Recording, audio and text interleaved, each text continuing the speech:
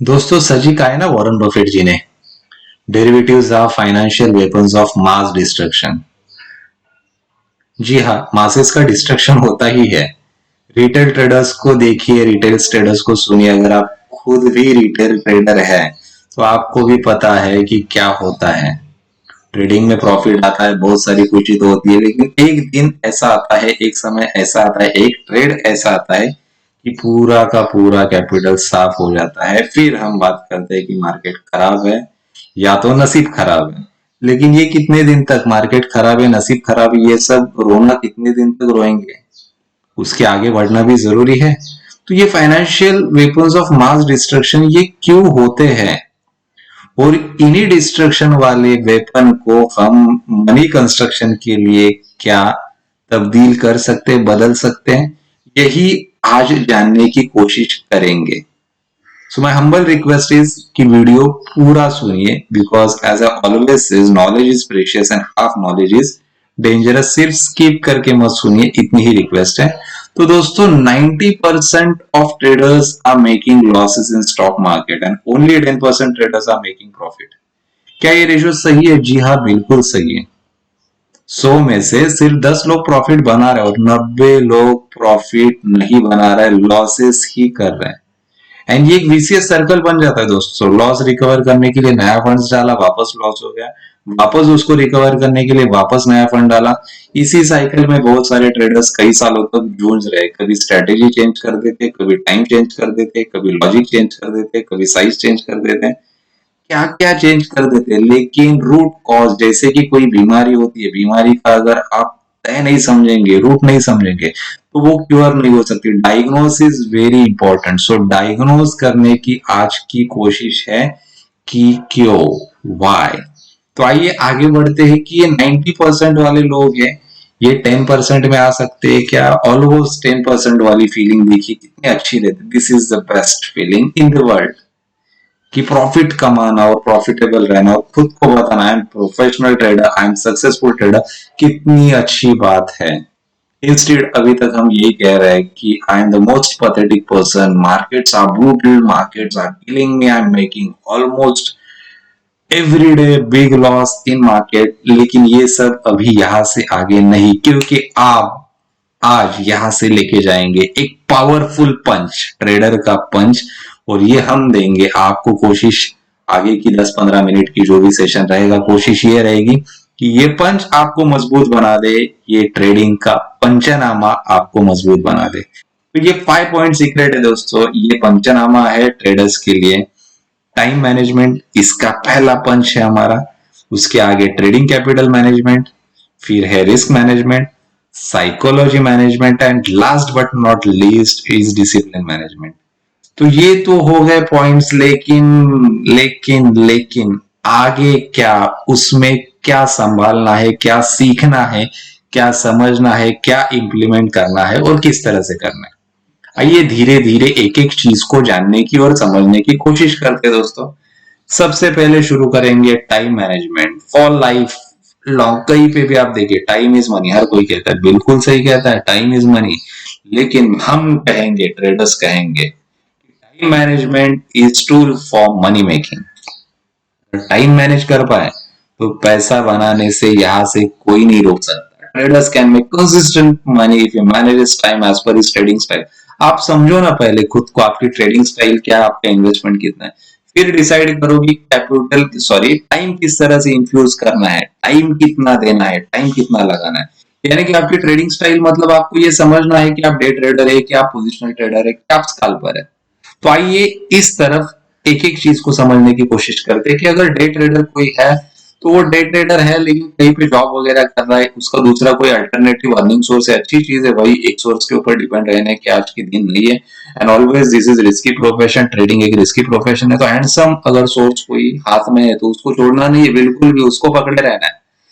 लेकिन जो भी डे ट्रेडर है उनको क्या 9 से 3:30 स्क्रीन देखनी है या बार बार मोबाइल पे सब चेक करते रहने, कोई जरूरत नहीं है। 1 घंटा सुबह का दे दो, बात खत्म। 9:15 to 10:15, 10 सवा 10, 45 मिनट्स टू 1 आवर, 2-3 घंटे दे पाए तो बहुत ही अच्छा, लेकिन 1 घंटा काफी। 1 घंटे में, इनिशियल 1 घंटे में आप मुंह पकड़ो, स्ट्रेटेजी बनाओ, स्ट्रेटेजी इंप्लीमेंट करो। क्या करना है, एक तो इनिशिएट करना है ट्रेड बाई या सेल का, दूसरी चीज इनिशिएट करनी है टारगेट, और तीसरी चीज इनिशिएट करनी है स्टॉप लॉस। तीनों चीजें डाल के रखो, बात खत्म।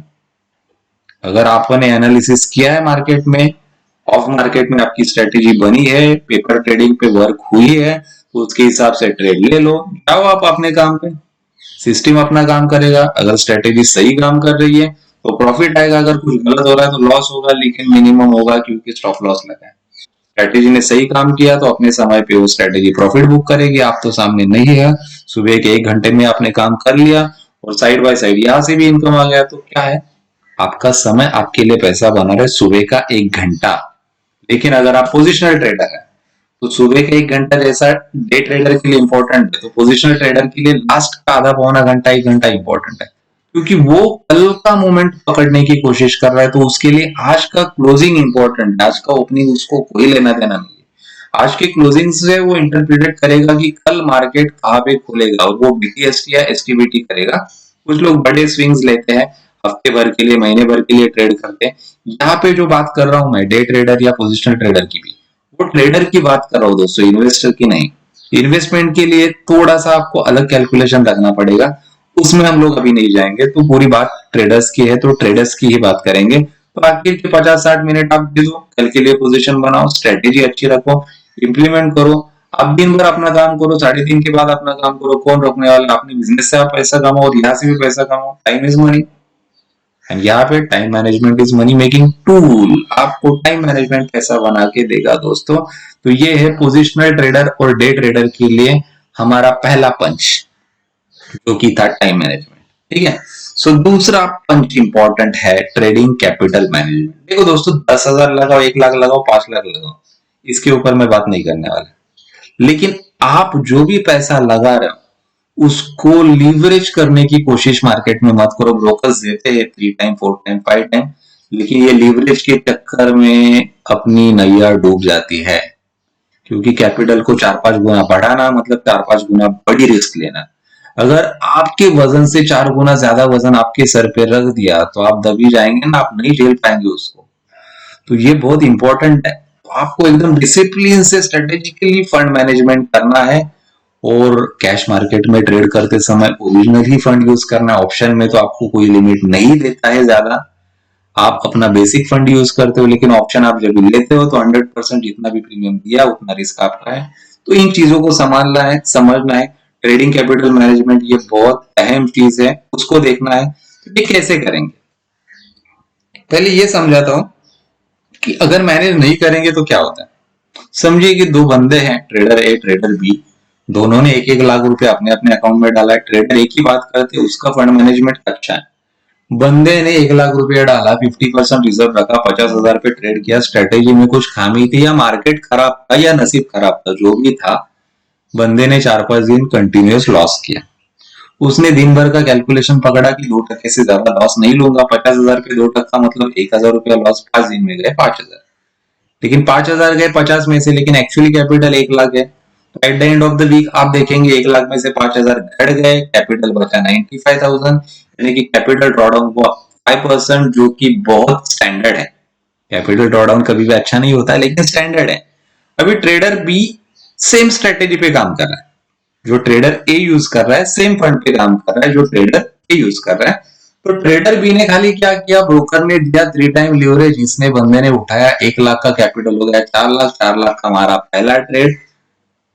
रिस्क सेम रखा 2%, लेकिन 4 लाख का 2% लॉस हो गया 8,000। 5 दिन स्ट्रेटेजी गलत चली, गया 40,000, 1 लाख में से 40,000 चले गए, बचे 60,000, बेचारा परेशान। 60,000 से 1 लाख कभी पहुंचेगा, ये ट्रेडर 95,000 से 1 लाख तो पहुंच जाएगा, आपको भी पता है, मुझे भी पता है, मार्केट में ताकत है। यहाँ से 60 से वापस एक पे जंप करना इम्पॉसिबल तो नहीं है, लेकिन उसके लिए वापस उसको बड़ी रिस्क लेनी पड़ेगी, जिससे कि खुद के लिए शायद वो और गहरा गड्ढा खो देगा। तो ये poor fund management, poor capital management का एग्जांपल है। तो आपको आपका कैपिटल मैनेजमेंट सही रखना है, आपको लीवरेज नहीं करना है, आपको एक्सेस पोजीशन नहीं लेनी है, और जो भी ट्रेडिंग फंड है उसमें से भी 50% 40% फंड रिजर्व रख के ट्रेड करना है। तो ये दूसरा पंच सही जगह पे लगा है, मुझे पता है। अगर ये ठीक है, आपको ये फंड मैनेजमेंट का लॉजिक समझ में आ रहा है, कैपिटल मैनेजमेंट का लॉजिक समझ में आ रहा है, तो कमेंट करना मत भूलिए। अभी तीसरा और इम्पोर्टेंट पार्ट, रिस्क मैनेजमेंट। कभी कभी होता है कि ट्रेडिंग के लिए बैठे, ट्रेड किया, ऑप्शन लिया या जो भी लिया, और जो स्टॉक लिया उसमें कुछ खराब न्यूज आ गई, धड़ाम 10-15% गिर गया। ऑप्शन और फ्यूचर में तो पूरा कार्यक्रम ही हो जाता है, लेकिन कैश में भी बड़ा लॉस हो जाता है। पूरे 1 लाख से ट्रेड किए तो 15-16 हजार लॉस में जाएंगे आप।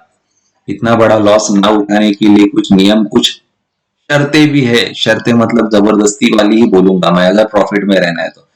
सबसे पहला नियम यह है कि दोस्त, आपने फुल स्पीड में चला रहे तो ब्रेक पे पैर नहीं रखा, स्टॉप लॉस नहीं लगाया। अगर आप स्टॉप लॉस 5,000 का लगाते तो 20% भी स्टॉक गिरने दो ना, आपको किधर फर्क पड़ रहा है। आपको पहला नियम फॉलो करना है रिस्क मैनेजमेंट में। ट्रेड लेने के बाद टारगेट एक बार मत लगाओ, लेकिन पहले स्टॉप लॉस लगाओ। कंपल्सरी 3-3 बार रटना है, पहले स्टॉप लॉस लगाओ, पहले स्टॉप लॉस लगाओ। 2% का रूल फॉलो करो, 2% will be maximum loss I am taking in a trade, उससे ज्यादा मैं नहीं लूंगा। स्टॉप लॉस में भी आप स्टॉप लॉस लगाए, प्रोटेक्ट हो गए। लेकिन कभी कभी ऐसा होता है कि स्टॉप लॉस तो नहीं गया, समझो पहले पहले प्रॉफिट की तरफ ट्रेड जा रहा था, लेकिन टारगेट अचीव नहीं है, उसके बाद में सडनली गिर गया और नीचे गया और स्टॉप लॉस खा लिया, तो ऐसा लगता है यार थोड़ा बहुत प्रॉफिट पा रहा था, लेकिन वो भी बुक नहीं किया। उसके लिए advance tool, smart tool, advance में smart tool, trailing stop loss. दोस्तों, कोई चीज 100 रुपए पे बाई की है, 95 का स्टॉप लॉस है, 110 का टारगेट है। अभी देखिए, समझिए, 95 का स्टॉप लॉस है, 110 का टारगेट है, बढ़ते बढ़ते वो स्टॉक गया 105 पे, तो आप 95 का स्टॉप लॉस ऑर्डर कैंसिल कीजिए और 100 पे लगाइए। ठीक है। अगर कोई भी अचानक सेकेंड हाफ में मार्केट खराब होता है, धड़ाम से नीचे गिर जाता है, तो 100 रुपए में भी आपका ऑर्डर निकल जाएगा। तो ठीक है, आपको प्रॉफिट नहीं आया, लेकिन लॉस भी नहीं हुआ, आपका कैपिटल जैसे कि तैसा रहा। This is smart thing. Smart people always do smart things. आप भी ये करेंगे, मुझे पता है। ठीक है। तो ये तीसरा पॉइंट, रिस्क रिवार्ड रेशो। क्या होता है स्टैंडर्ड रिस्क रिवार्ड रेशो? 1:1 कभी भी नहीं। 1:2 ठीक है, चलता है। 1:3 बेस्ट, बहुत अच्छा है। 1:3 आप यूज करो स्ट्रेटेजिकली, आप आइडियल रिस्क रिवार्ड रेशो है।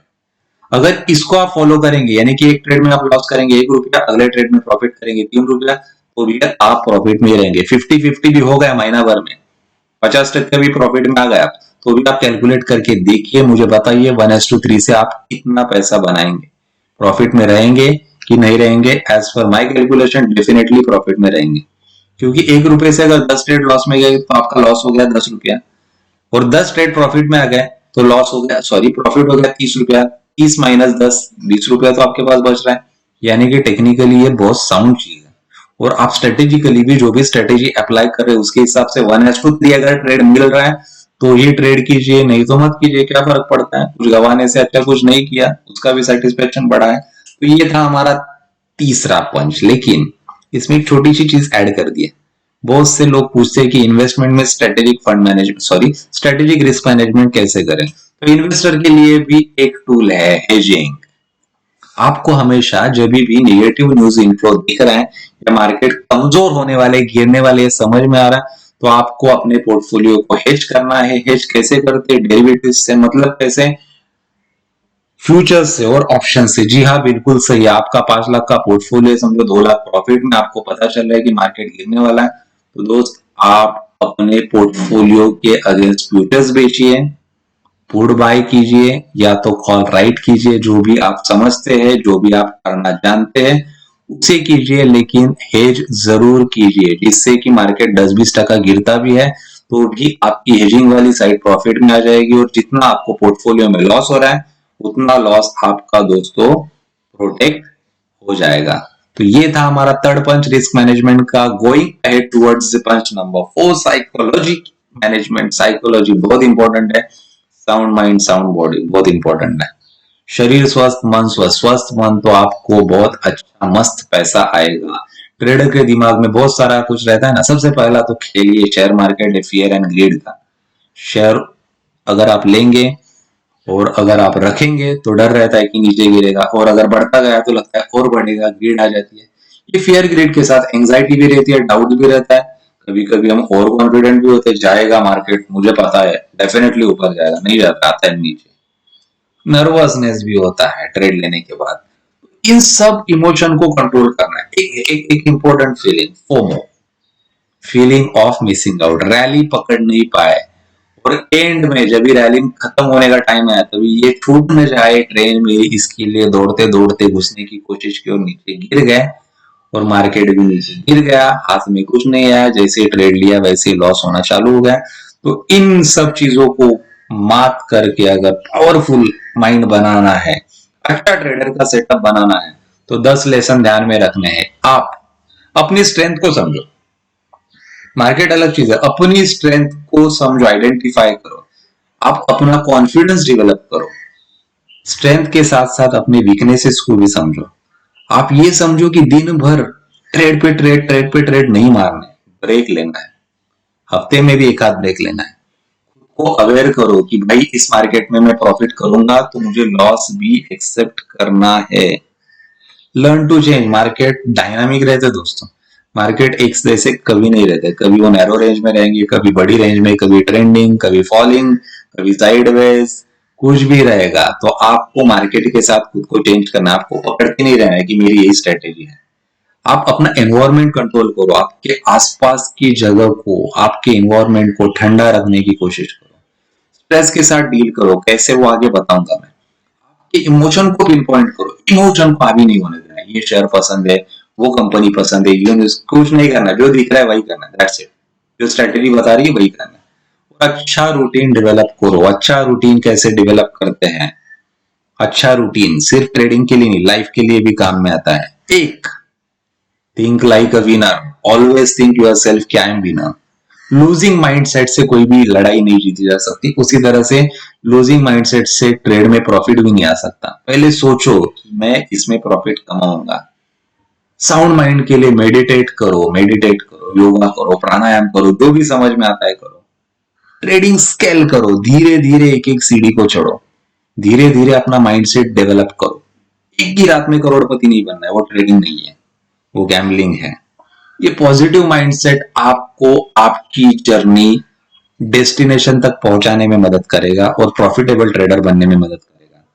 Powerful punch number 4। Now not last but not least, number 5, discipline management. Life में बहुत इंपॉर्टेंट है दोस्तों, किसी भी चीज में सक्सेस पाने के लिए डिसिप्लिन, गोल एकम्प्लिश करने के लिए इंपॉर्टेंट है डिसिप्लिन। उसी तरह most important skill for successful trading is trading discipline.